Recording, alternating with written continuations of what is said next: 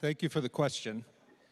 In my latest book, the one I've written since Benedict Option, it's called Live Not by Lies. And in it, I try to draw from the experience of people from the former Soviet bloc as to how we can meet this new totalitarianism confidently and effectively.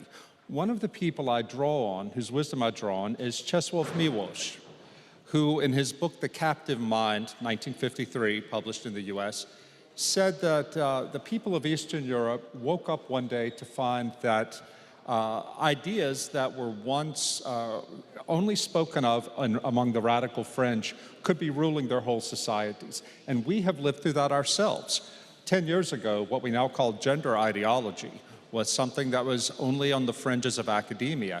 Now, we are only a few votes away in the US Congress from transgenderism being written into civil rights law in the US.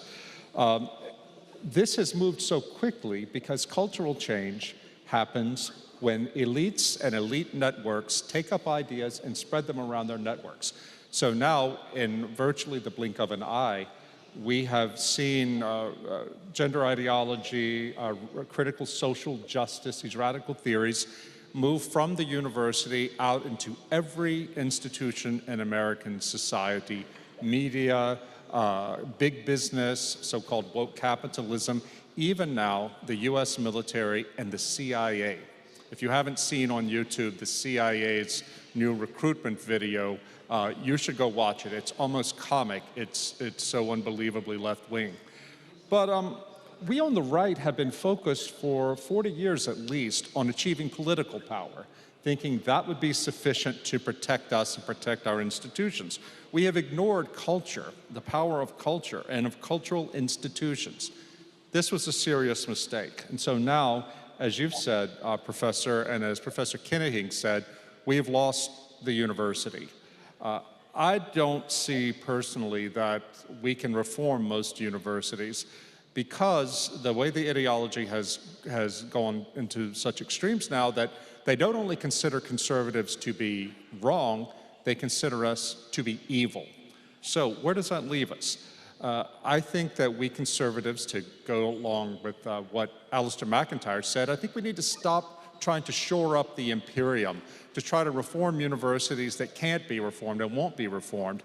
Instead, we have to form our own institutions within which we can lead a life of virtue, of academic virtue, intellectual virtue, to prepare ourselves for the long, dark age ahead. This is, of course, what St. Benedict of Nursia did with his monasteries. He didn't set out to save Europe. He only set out to form communities where people could live out the faith in order and in a defensible way.